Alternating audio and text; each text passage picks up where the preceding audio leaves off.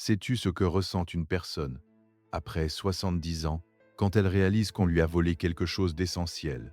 Pas de l'argent, pas des objets, mais sa dignité, son espace intérieur, sa liberté de penser et d'être. Ce sentiment-là est particulier. Il est silencieux. Il ne crie pas. Il s'installe doucement, comme une brume matinale, et parfois on ne le remarque même pas avant qu'il ait tout envahi. Aujourd'hui, je voudrais t'inviter à un voyage intérieur. Un voyage qui concerne ceux qui ont traversé beaucoup de saisons dans leur vie, qui ont aimé, qui ont perdu, qui ont reconstruit et qui méritent, plus que jamais, d'être traités avec la profondeur et le respect que leur existence incarne. Ce voyage concerne les hommes et les femmes qui ont dépassé les 70 ans ou qui s'en approchent ou qui aiment quelqu'un dans cette période de vie. Et il concerne aussi ce que certains comportements révèlent, non seulement sur ceux qui les subissent, mais sur ceux qui les font subir. Je suis psychiatre et psychologue. Depuis plus de 30 ans, j'accompagne des êtres humains dans leur fragilité, dans leur force, dans leur silence. Et ce qui me touche profondément, ce que j'observe avec une constance presque douloureuse, c'est que certaines personnes âgées acceptent des choses qu'elles n'auraient jamais acceptées à 40 ans. Pourquoi? Parce qu'on leur a appris, parfois subtilement, parfois brutalement, que leurs besoins sont un fardeau, que leur temps est moins précieux que celui des autres. Et je voudrais te dire aujourd'hui, avec toute la douceur et toute la fermeté dont je suis capable, que c'est faux, profondément faux. Alors, installe-toi confortablement. Ferme les yeux si tu veux, ou laisse ton regard se poser sur quelque chose de doux. Et laisse-moi t'accompagner pendant cette heure, dans une réflexion qui pourrait changer quelque chose dans ta façon de te voir, de te traiter et de laisser les autres te traiter. Commençons par quelque chose de fondamental, quelque chose que la psychologie moderne confirme, mais que les sages de toutes les cultures ont toujours su. La dignité humaine ne se périme pas, elle ne diminue pas avec les années, elle ne s'efface pas avec les rides, elle ne disparaît pas avec la retraite, avec la perte d'un conjoint, avec les douleurs du corps. La dignité est là, intacte, aussi vivante, à 75 ans qu'à 25. Mais voilà le problème. Certains comportements, certaines attitudes, certaines dynamiques relationnelles viennent éroder cette dignité.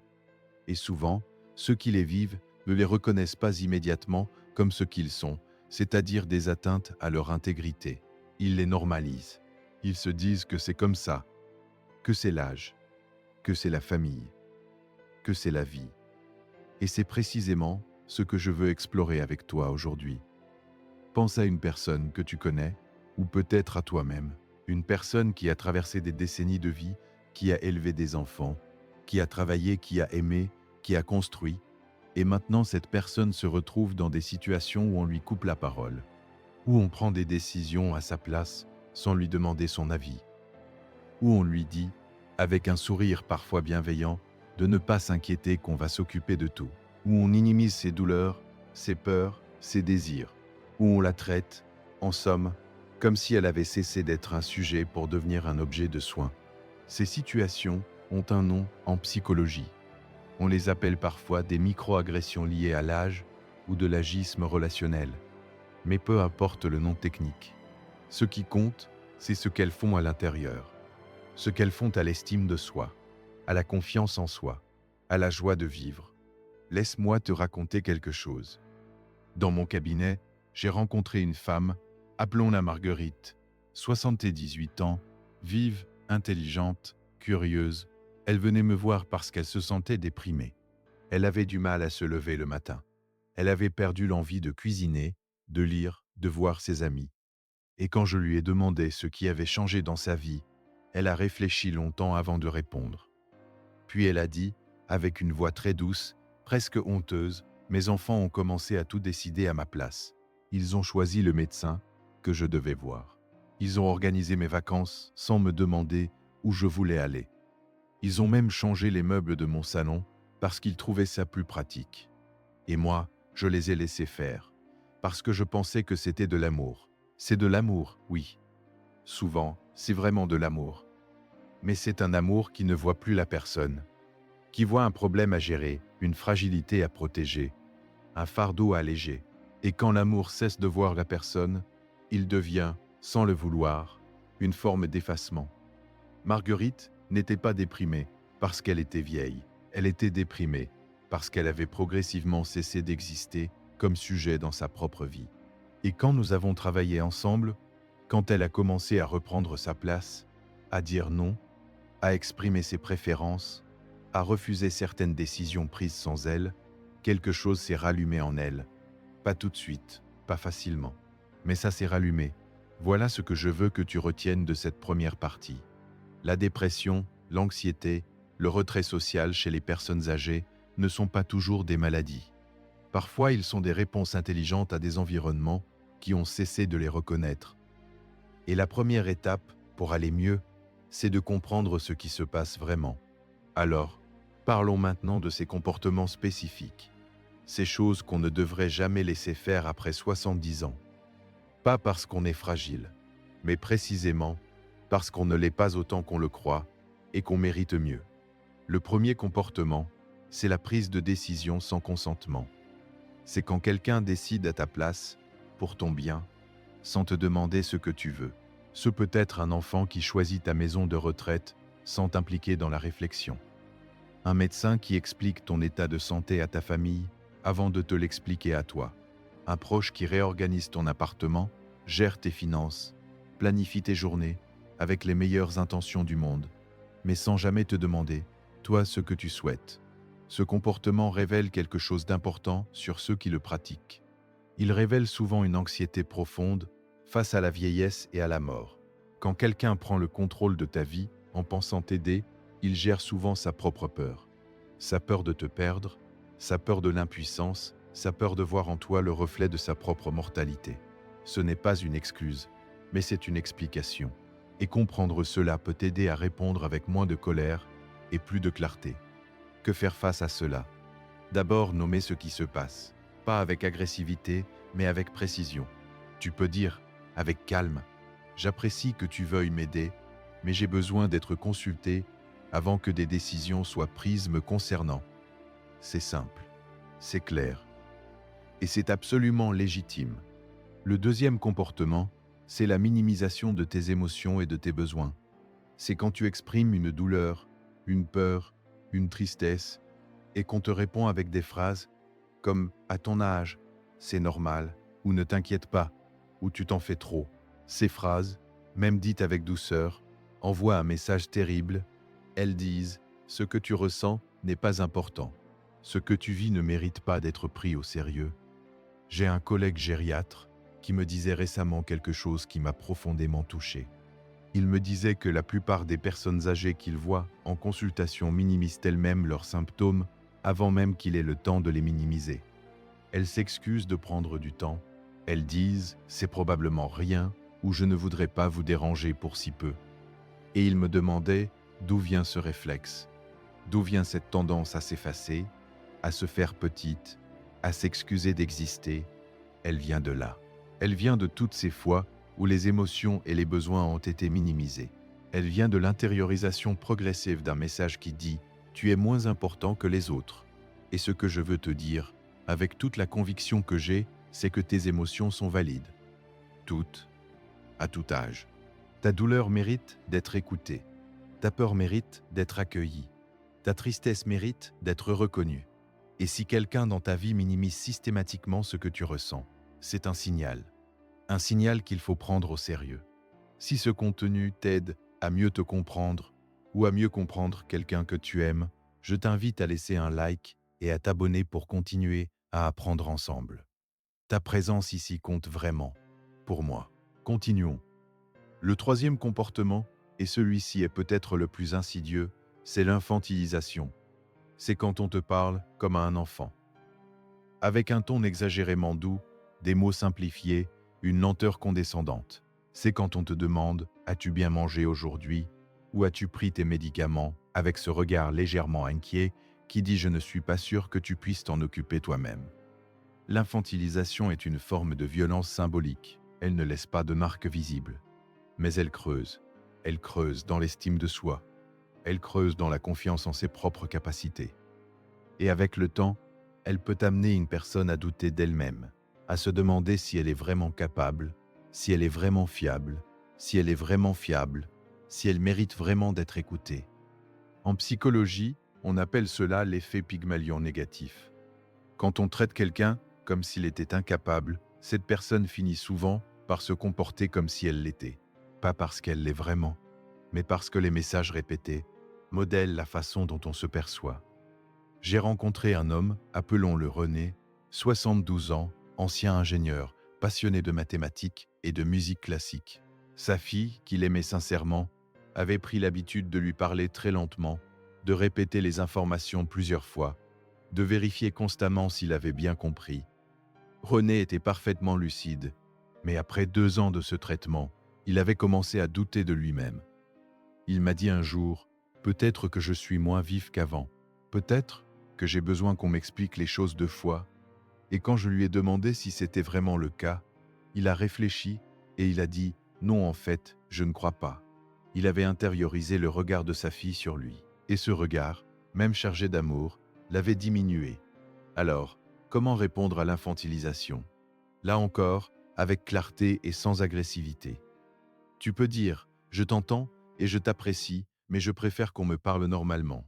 Je suis capable de comprendre et de décider. » Cette phrase, dite avec calme et fermeté, est un acte de respect envers toi-même.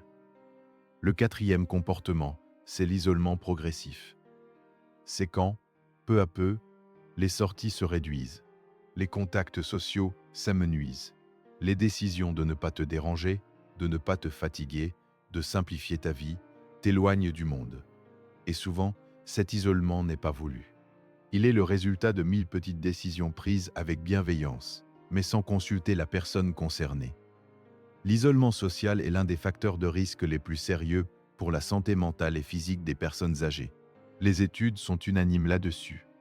La solitude augmente le risque de dépression, de déclin cognitif, de maladies cardiovasculaires. Elle diminue l'espérance de vie de manière significative. Certains chercheurs comparent l'impact de la solitude chronique à celui de fumer 15 cigarettes par jour. Mais voilà ce qui est important à comprendre. L'isolement ne commence pas toujours par une décision brutale. Il commence souvent par de petites renonciations. On ne va plus au marché parce que les enfants ont dit que c'est fatigant. On ne voit plus les amis parce que ça demande de l'organisation. On ne sort plus le soir parce que c'est dangereux. Et chaque renoncement, pris isolément, semble raisonnable. Mais ensemble, ils construisent une prison dorée. Ce que je veux que tu comprennes, c'est que ta vie sociale n'est pas un luxe. Elle n'est pas une récompense pour les jours où tu te sens en forme. Elle est un besoin fondamental, aussi fondamental que manger, que dormir, que respirer. Et personne, même avec les meilleures intentions du monde, n'a le droit de te couper de ce besoin. Alors, si tu te reconnais dans ce que je décris, je t'invite à faire un geste simple. Pense à une personne que tu n'as pas vue depuis trop longtemps. Pense à un endroit où tu aimais aller. Pense à une activité que tu as abandonnée sans vraiment savoir pourquoi. Et demande-toi si tu l'as abandonnée par choix véritable ou parce que quelqu'un t'a laissé entendre que c'était mieux ainsi. La différence entre ces 2 réponses est immense. Passons maintenant à quelque chose de plus subtil, mais tout aussi important. Parlons de la culpabilisation.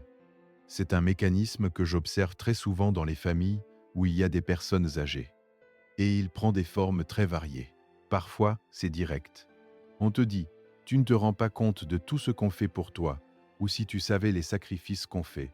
Ces phrases ont pour effet de te faire sentir redevable, de transformer l'aide reçue en dette, et une dette, par définition, crée un déséquilibre dans la relation. Elle place l'un en position de créancier et l'autre en position de débiteur. Et un débiteur ne peut pas vraiment être libre. Parfois, la culpabilisation est plus subtile. C'est un soupir, c'est un regard, c'est une phrase comme « Non, ne t'inquiète pas, je vais m'en occuper », dit avec un ton qui laisse entendre que c'est un fardeau. Ce sont ces petits signaux qui, accumulés, te font sentir que tu es trop demandant, trop présent, trop vivant. Et face à cette culpabilisation, beaucoup de personnes âgées font quelque chose de très humain, mais de très douloureux. Elles se font petites. Elles réduisent leurs besoins. Elles s'excusent de leurs désirs. Elles renoncent à demander de l'aide même quand elles en ont besoin, par peur d'être un poids. Voilà ce que révèle la culpabilisation sur ceux qui la pratiquent. Elle révèle souvent une incapacité à gérer leurs propres émotions face à la dépendance de l'autre, face à la vieillesse de l'autre, face à la mort qui approche. La culpabilisation est une façon de décharger sur toi une tension intérieure qui n'a rien à voir avec toi. Et ce que je veux que tu retiennes, c'est ceci. Avoir des besoins n'est pas une faiblesse.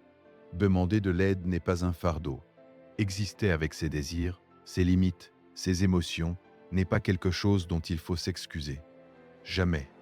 À aucun âge, et surtout pas après 70 ans, quand on a donné tellement à la vie et aux autres. Si tu trouves de la valeur dans cette réflexion, pense à la partager avec quelqu'un qui pourrait en avoir besoin. Et n'oublie pas de t'abonner pour ne pas manquer les prochains épisodes.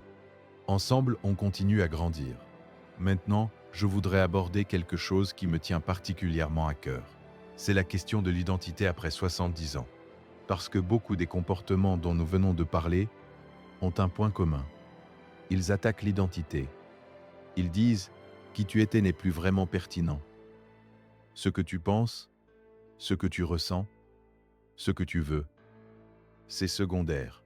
Ce qui compte, c'est ce que nous, les plus jeunes, décidons pour toi. Et face à cela, il y a quelque chose d'essentiel à comprendre. L'identité ne disparaît pas avec l'âge. Elle se transforme, oui. Elle s'approfondit, souvent. Elle s'allège de certaines choses superficielles, parfois. Mais elle reste là, vivante, complexe, précieuse. Qui es-tu, toi qui m'écoutes? Pas ton rôle de grand-père ou de grand-mère. Pas ton statut de retraité ou de retraité. Pas ta liste de maladies ou de médicaments. Qui es-tu vraiment? Quelles sont tes passions? Qu'est-ce qui te fait rire? Qu'est-ce qui te touche? Qu'est-ce que tu rêves encore de faire ou de vivre? Ces questions ne sont pas des questions de jeunesse. Ce sont des questions d'humanité. Et elles restent pertinentes à 70 ans, à 80 ans, à 90 ans. Je pense souvent à ce que le philosophe Paul Ricoeur appelait l'identité narrative. L'idée que nous sommes les histoires que nous nous racontons sur nous-mêmes, et que tant que nous pouvons raconter notre histoire, ajouter de nouveaux chapitres, vivre de nouvelles expériences, nous sommes pleinement vivants et pleinement sujets de notre existence. La vieillesse n'est pas la fin de l'histoire. C'est l'un de ses chapitres les plus riches. Et personne n'a le droit de t'arracher la plume des mains. Alors parlons maintenant des limites.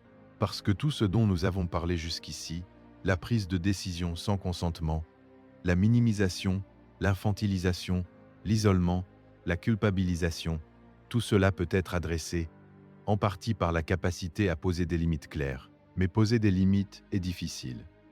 Et c'est particulièrement difficile pour les personnes qui ont grandi dans des cultures où l'on respectait les autres en se sacrifiant soi-même, où l'harmonie familiale passait avant les besoins individuels, où dire non était perçu comme de l'égoïsme.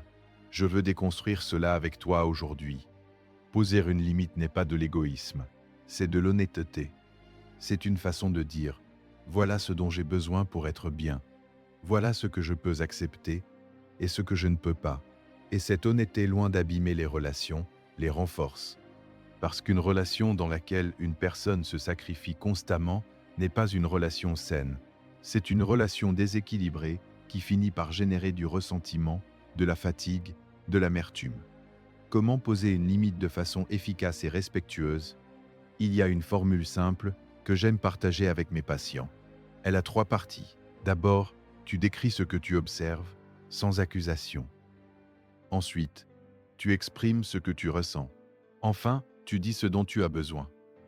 Par exemple, tu pourrais dire « Quand vous prenez des décisions qui me concernent sans me consulter, je me sens mis de côté et je perds confiance en moi. J'ai besoin que vous m'impliquiez dans ces conversations. » C'est une limite claire, exprimée avec dignité, sans attaque et sans capitulation. Et si la limite n'est pas respectée, si la personne continue, alors il faut la répéter, avec calme, avec constance, parce que les limites ne fonctionnent pas toujours du premier coup. Elles s'installent avec la répétition. Et chaque fois que tu la répètes, tu envoies un message à toi-même autant qu'à l'autre. Tu te dis « je mérite d'être respecté ». Et ce message, répété suffisamment souvent, devient une vérité intérieure. Il y a quelque chose d'autre dont je veux parler, et c'est la question du corps.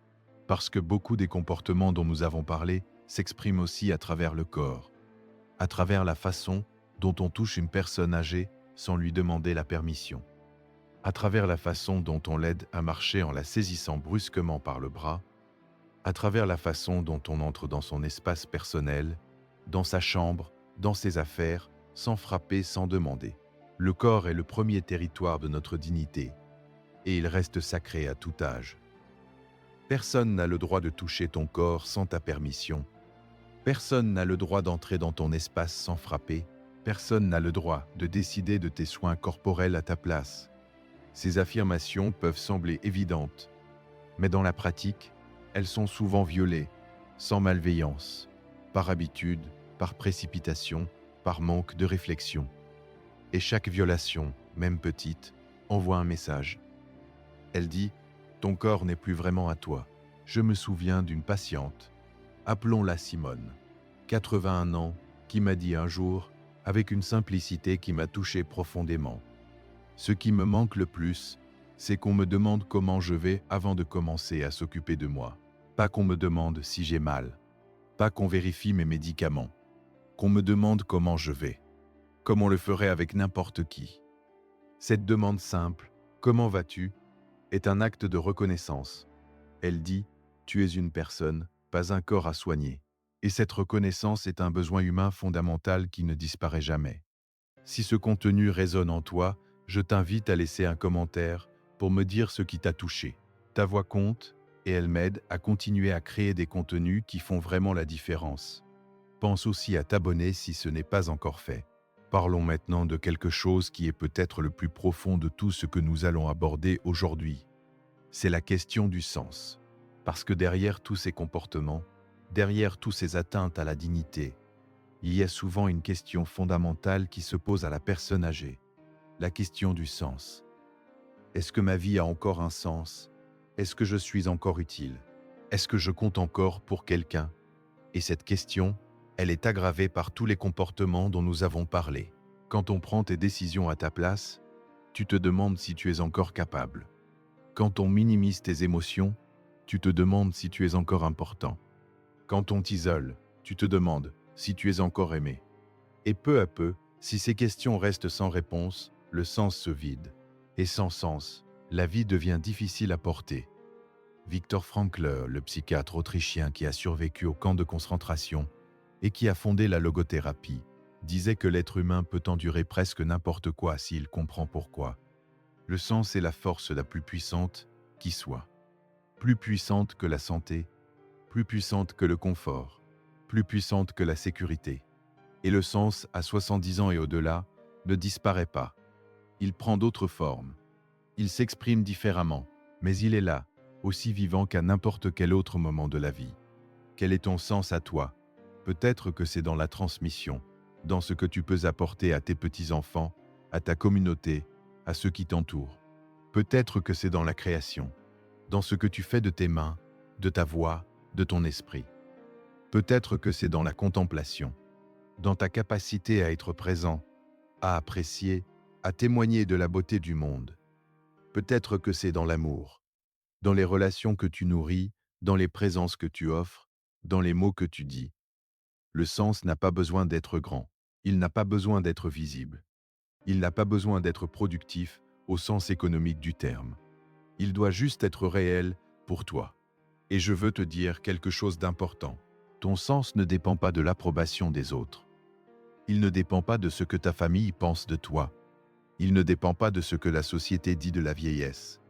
Il dépend de ce que toi, tu ressens dans ton cœur quand tu penses à ce qui compte vraiment. Alors, maintenant, je voudrais parler de quelque chose de pratique, de ce que tu peux faire concrètement pour protéger ta dignité, ton espace, ton identité.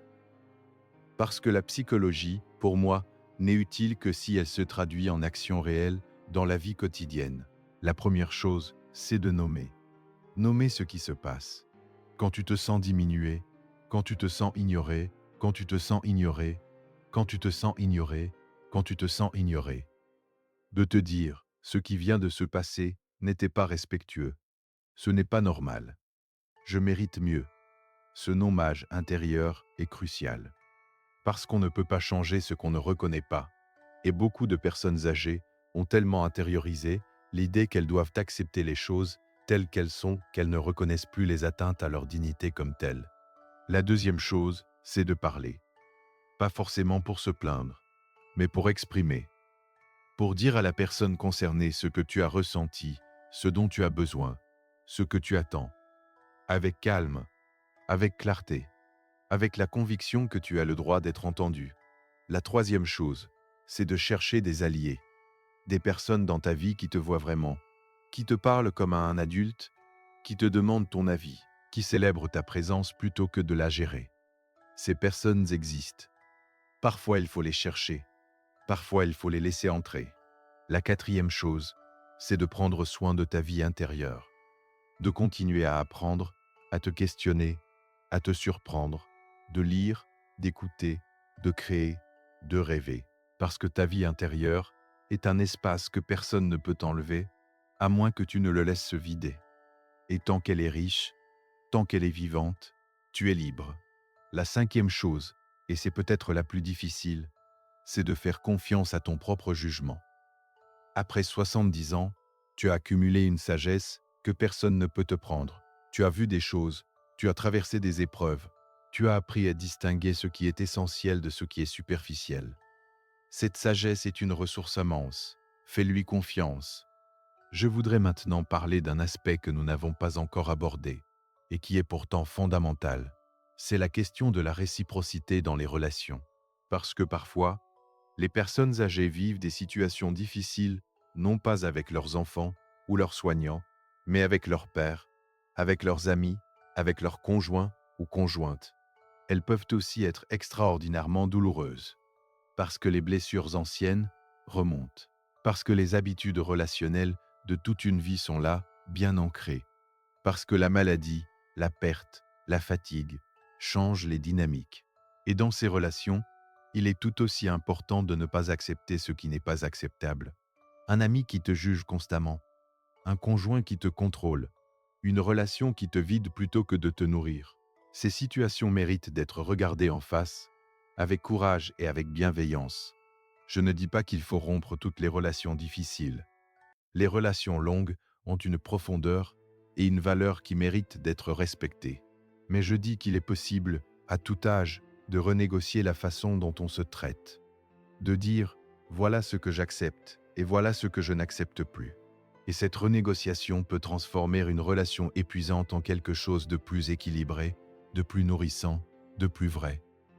Il y a une image que j'aime utiliser dans ce contexte. Imagine un arbre, un vieil arbre, avec des racines profondes, un tronc solide, des branches qui ont traversé des dizaines de tempêtes. Cet arbre n'est pas fragile. Il est robuste d'une façon que les jeunes arbres ne peuvent pas encore comprendre. Mais il a besoin de lumière. Il a besoin d'eau. Il a besoin d'espace pour que ses branches puissent s'étendre librement. Toi aussi, tu as besoin de lumière, d'eau et d'espace. Et si quelque chose dans ton environnement te prive de ces éléments essentiels, il est temps de le remarquer et de faire quelque chose. Si tu m'écoutes depuis un moment et que ce contenu te parle, je t'invite vraiment à t'abonner et à laisser un like.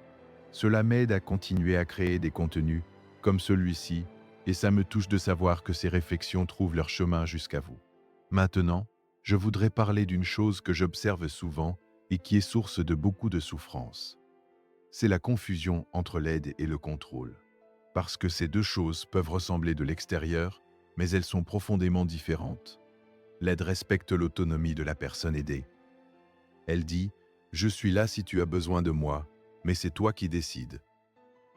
Elle offre sans imposer, elle soutient sans envahir, elle accompagne sans remplacer. Le contrôle, lui-même quand il est habillé en aide, dit « Je sais mieux que toi ce dont tu as besoin, je vais m'occuper de toi, tu n'as pas à t'inquiéter ». Et derrière ces phrases apparemment bienveillantes, il y a une prise de pouvoir, une réduction de l'autre à un objet de soin plutôt qu'un sujet de sa propre vie. Comment distinguer l'aide du contrôle? Voici une question simple que tu peux te poser. Après cette interaction, est-ce que je me sens plus capable ou moins capable? Est-ce que je me sens plus confiant ou moins confiant? Est-ce que je me sens plus confiant ou moi-même? L'aide véritable te laisse plus fort. Le contrôle, même bienveillant, te laisse plus dépendant. Et si tu réalises que certaines personnes dans ta vie exercent un contrôle déguisé en aide, ce n'est pas une raison de les rejeter. C'est une raison de changer la dynamique. De leur dire, avec douceur, j'apprécie ta présence, mais j'ai besoin que tu me fasses confiance. J'ai besoin que tu me laisses essayer, même si je me trompe parfois. Parce que le droit de se tromper est aussi un droit fondamental. Voilà quelque chose que j'ai appris au fil des années dans mon travail. Les personnes qui vieillissent le mieux, qui restent les plus vivantes, les plus joyeuses, les plus présentes, ne sont pas nécessairement celles qui ont la meilleure santé physique. Ce sont celles qui ont maintenu leur sentiment d'agentivité. Ce mot un peu technique désigne simplement le sentiment d'être l'auteur de sa propre vie, de prendre ses propres décisions, d'avoir une influence sur son environnement. L'agentivité est une ressource psychologique fondamentale et elle peut être maintenue, nourrie, renforcée à tout âge. Mais elle peut aussi être érodée, lentement, par tous les comportements dont nous avons parlé. Alors, comment nourrir ton agentivité? En prenant des décisions, même petites, en exprimant tes préférences, en refusant ce qui ne te convient pas, en choisissant comment tu passes ton temps, en te connectant à ce qui compte pour toi. Chaque petite décision que tu prends est un acte d'affirmation de toi-même. Et ces actes, accumulés, forment une vie vécue de l'intérieur plutôt que subie de l'extérieur. Je pense à une phrase que j'aime beaucoup, attribuée à Viktor Frankl, qui disait que la dernière liberté de l'être humain est de choisir son attitude face à ce qui lui arrive. Et cette liberté, personne ne peut te l'enlever, même dans les situations les plus contraignantes, même face aux limitations du corps, même face à la dépendance. Tu peux toujours choisir comment tu te rapportes à ce que tu vis. Et ce choix est une forme profonde de dignité. Avant d'arriver à la conclusion de notre voyage ensemble, je voudrais aborder un dernier thème. C'est la question du pardon. Non pas le pardon comme effacement de ce qui s'est passé. Non pas le pardon comme acceptation de ce qui n'est pas acceptable. Mais le pardon comme libération de soi-même. Parce que beaucoup de personnes âgées portent des rancœurs anciennes, des blessures qui datent de décennies, des injustices subies, des trahisons vécues, des amours manqués. Et ces rancœurs portées trop longtemps pèsent. Elles pèsent sur le corps. Elles pèsent sur les relations. Le pardon, dans ce sens, n'est pas un cadeau qu'on fait à l'autre. C'est un cadeau qu'on se fait à soi-même. C'est décider de ne plus laisser le passé dicter le présent. C'est choisir de ne plus être défini par ce qu'on a subi. Mais attention, le pardon ne signifie pas oublier. Il ne signifie pas tolérer. Il ne signifie pas baisser la garde. On peut pardonner quelqu'un et choisir de ne plus le laisser entrer dans sa vie. On peut pardonner une situation et décider de ne plus jamais la reproduire. Le pardon est une décision intérieure, pas une obligation relationnelle. Et je veux y parler du pardon envers soi-même. Parce que beaucoup de personnes âgées portent une culpabilité ancienne. Des erreurs commises, des décisions regrettées, des mots dits ou non dits. Et cette culpabilité, si elle n'est pas traitée, peut empoisonner les dernières décennies d'une vie. Tu as fait de ton mieux avec ce que tu avais à chaque moment de ta vie, avec les ressources que tu avais, avec les connaissances que tu avais, avec les blessures que tu portais. Et cela mérite d'être reconnu, non pas comme une excuse, mais comme une vérité. Nous approchons de la fin de notre voyage ensemble. Et avant de conclure, je voudrais faire un résumé de ce que nous avons traversé.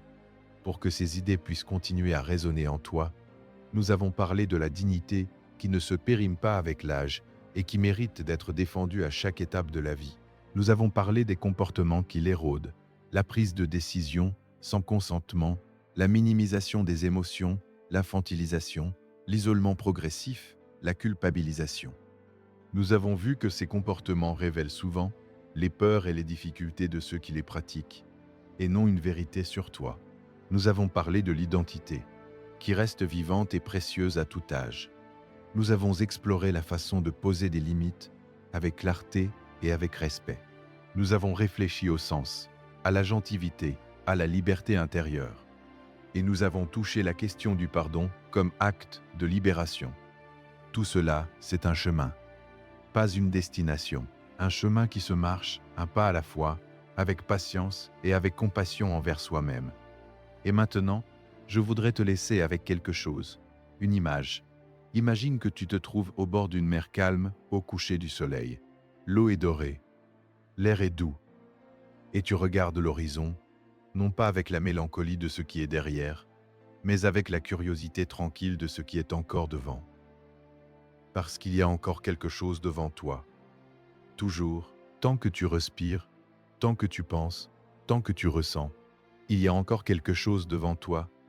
De nouvelles rencontres, de nouvelles découvertes, de nouveaux moments de beauté et de connexion, de nouveaux chapitres de ton histoire.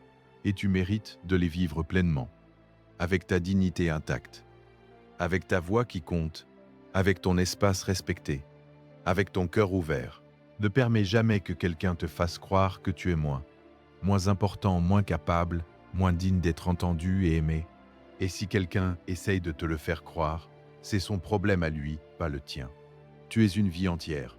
Tu es des décennies d'expérience, d'amour, de perte, de reconstruction. Tu es une sagesse que personne d'autre ne possède exactement comme toi. Et cette richesse, cette profondeur, mérite d'être honorée. Par les autres, oui, mais d'abord et surtout, par toi-même. Alors, à partir d'aujourd'hui, je t'invite à faire une chose, une seule. Chaque matin, avant de commencer ta journée, pose-toi cette question. Qu'est-ce qui compte vraiment pour moi aujourd'hui? Pas ce que les autres attendent de toi, pas ce que tu devrais faire selon les normes ou les habitudes, mais ce qui compte vraiment pour toi. Et puis, dans la mesure du possible, oriente ta journée vers cette réponse. C'est un acte simple, mais c'est un acte puissant, parce qu'il te replace au centre de ta propre vie. Et c'est là que tu appartiens. Merci de m'avoir accompagné jusqu'ici. Vraiment, ces conversations ne seraient rien sans ta présence, sans ton écoute, sans ta confiance. Si ce contenu t'a été utile, si quelque chose a résonné en toi, je t'invite à t'abonner et à le partager avec quelqu'un qui pourrait en avoir besoin. Peut-être un parent, un ami, quelqu'un que tu aimes et qui traverse quelque chose de difficile. Ces réflexions sont faites pour circuler, pour trouver les cœurs qui en ont besoin. Et si tu veux continuer ce voyage avec moi, si tu veux explorer d'autres aspects de la psychologie humaine, de la pleine conscience, de la résilience, de la façon dont on peut mieux se connaître et mieux vivre, je serai là. Au prochain épisode, avec la même intention, la même chaleur et le même désir de t'accompagner vers une vie plus libre, plus pleine, plus vraiment tienne. Prends soin de toi, avec douceur, avec exigence et avec toute la tendresse que tu mérites. On se retrouve dans le prochain épisode.